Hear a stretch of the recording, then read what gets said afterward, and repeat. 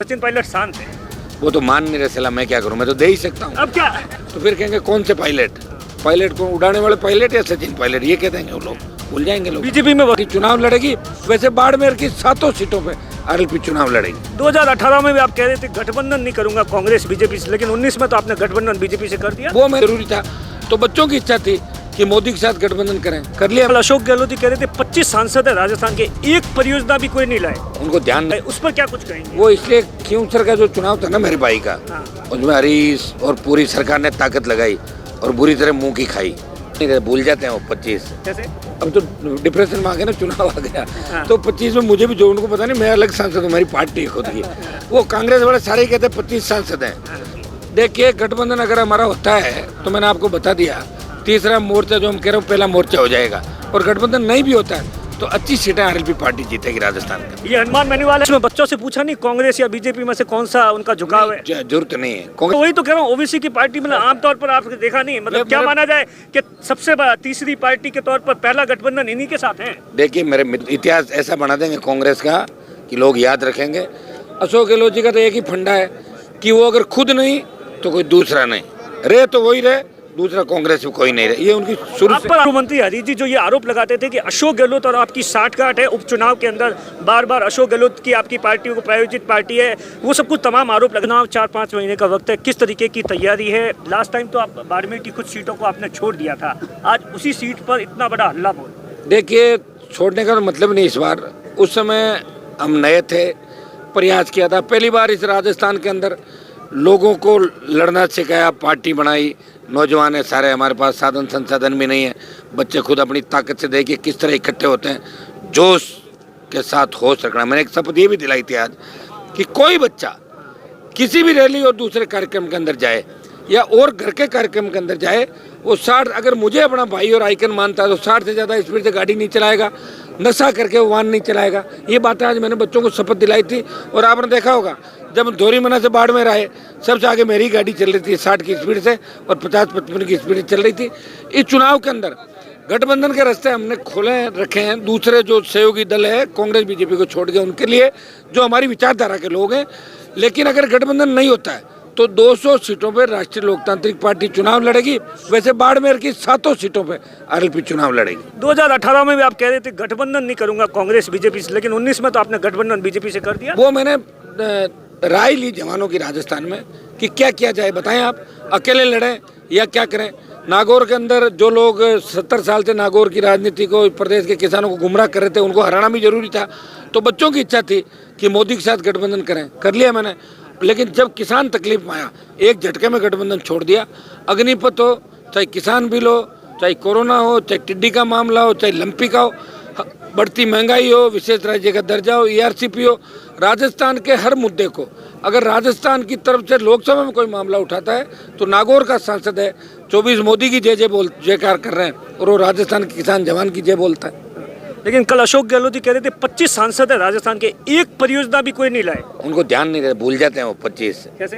अब तो डिप्रेशन में आ गया ना, चुनाव आ गया तो 25 में मुझे भी जो उनको पता नहीं, मैं अलग सांसद हूँ, मेरी पार्टी है खुद की। वो कांग्रेस वाले सारे कहते 25 सांसद हैं, उनको पता नहीं मांग ही मैं ही कर रहा हूँ, कांग्रेस का तो कोई सांसद ही नहीं है। ईआरसीपी के मामला मैं ही उठा रहा हूँ लोकसभा के अंदर कि ईआरसीपी को राष्ट्रीय परियोजना घोषित करें। कांग्रेस का एमपी नहीं उठा रहा लोकसभा के अंदर, है ही नहीं कांग्रेस का। 24 बीजेपी, एक आरएलपी वो बात कर रही है, आरएलपी कह रही है कि अग्निपथ वापस होना चाहिए, आरएलपी कह रही है कि पहलवान बेटियों में अत्याचार हो रहा है। अशोक गहलोत का कौन सा एमपी कह रहा है? कौन सा एमपी उनके पास? मैं ही तो हूँ जो दिल्ली में विपक्षी भूमिका निभा रहा हूँ और राजस्थान में विपक्षी भूमिका निभा रहा हूँ। यहाँ मैं कांग्रेस के खिलाफ लड़ रहा हूँ और दिल्ली में मोदी के खिलाफ लड़ रहा हूँ। जी, विपक्ष से याद है कल विपक्ष एक साथ बैठा था, 15 दल थे बिहार के अंदर एक साथ बैठे हैं, 2024 की तैयारी कर रहे हैं। देखिए मेरे पास कोई इस तरह की बात आई नहीं और अभी मैं रैलियों में व्यस्त था। वैसे इनमें से करीब नेता मेरे टच में हैं जो वहाँ पटना बिहार के अंदर बैठे थे।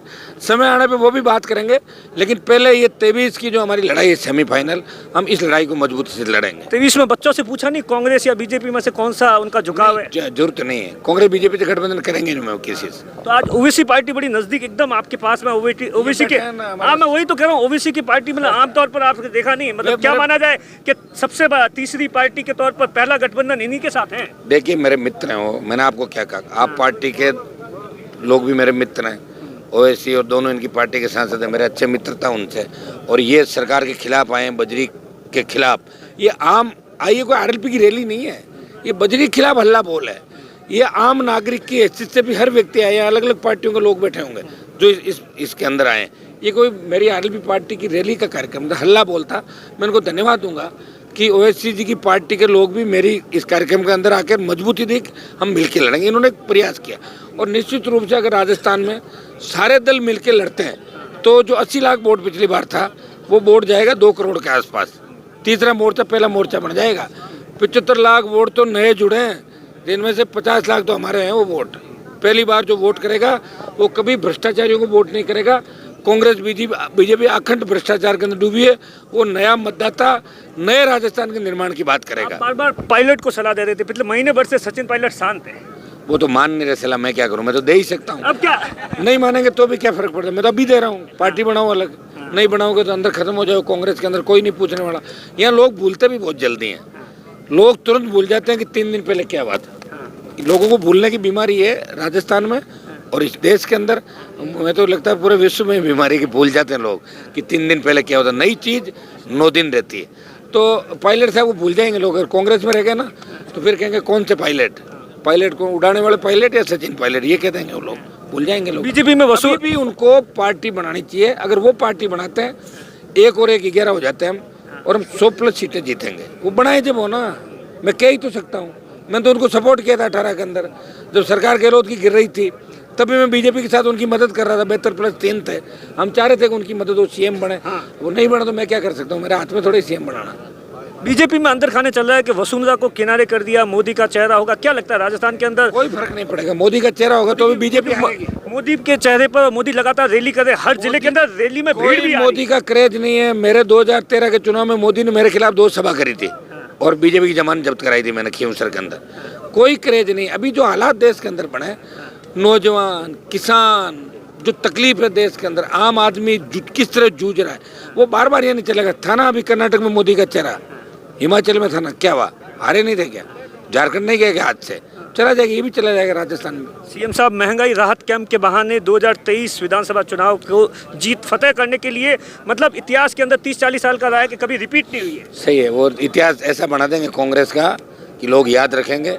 अशोक गहलोत जी का तो एक ही फंडा है कि वो अगर खुद नहीं तो कोई दूसरा नहीं रहे, तो वही रहे, दूसरा कांग्रेस में कोई नहीं रहे। ये उनकी शुरू से थ्योरी रही है अशोक गहलोत की। और वो राहत देना चाहते हैं तो बजरी फ्री करें, पेट्रोल डीजल कम करें, स्टेट हाईवे टोल मुक्त करें। ये राहत है सबसे बड़ी लोगों को, ये राहत क्यों नहीं दे रहे वो? हमारे यहाँ के पूर्व मंत्री हरीश जी जो ये आरोप लगाते थे कि अशोक गहलोत और आपकी साठगांठ है उपचुनाव के अंदर, बार बार अशोक गहलोत की आपकी पार्टी को प्रायोजित पार्टी है, वो सब कुछ तमाम आरोप लगाए, उस पर क्या कुछ कहेंगे? वो इसलिए खींवसर का जो चुनाव था ना मेरे भाई का, उसमें हरीश और पूरी सरकार ने ताकत लगाई और बुरी तरह मुंह की खाई। तो क्या करें, कोई न कोई आरोप तो लगाएं। बाकी तो हरीश चौधरी का तो नेता ही अशोक गहलोत थे, आप भी जानते हो। मैं तो 92-93 से इनको जानता हूँ कि 93 में मैं एक रेलवे स्टेशन में खड़ा था और हरीश चौधरी सुबह 5 बजे मुझे कहीं जाना था, खड़े थे बैग लिए। मुझे आप यहाँ क्या कर रहे हो? बोले गहलोत साहब आने वाले। मुझे इतने जल्दी उठ के आ गए। बोले क्या करें, हमारे तो पॉलिटिकल पापा है, ये उन्होंने कहा था। क्या अभी आज लगातार आप जहाँ पर भी जा रहे हैं इसी तरीके का स्टाइल अपना रहे हैं, रात रात भर बैठते हैं रिया के अंदर? 5 बजे तक 20 साल हो गए। 5 बजरी के मामले में मैं आपका बालोतरा के अंदर इंटरव्यू ले रहा था, रात को आप जोधपुर के लिए निकल गए थे, लेकिन टस की मस्त नहीं हो रही है सरकार। तो सरकार को झुकाएंगे, सरकार को झुकाएंगे जन आंदोलन के माध्यम से। सरकार को झुकाएंगे और अपनी सरकार भी बनाएंगे और सारी चीजें मिलेगी जनता को। राजस्थान के अंदर नौजवान किसान जो सपना लेके, जो भरोसा करके मेरे साथ खड़ा है, इनके भरोसे को तार तार नहीं होने देंगे। इनकी जीत दिलाएंगे और बजरी के आंदोलन में बजरी माफिया का दिमाग ठीक करके ही उठेंगे हम लोग। आखिरी सवाल, 23 के अंदर राष्ट्रीय लोकतांत्रिक पार्टी गठबंधन कर कितनी सीटें लेकर आएगी? देखिए, गठबंधन अगर हमारा होता है तो मैंने आपको बता दिया, तीसरा मोर्चा जो हम कह रहे हैं पहला मोर्चा हो जाएगा। और गठबंधन नहीं भी होता है तो 25 सीटें आरएलपी पार्टी जीतेगी राजस्थान का। ये हनुमान मेनुवाल है जो 2023 को लेकर सीधा दावा कर रहे हैं 80 सीटें जीतने का। दिनेश बोरा, बाड़मेर, राजस्थान तक।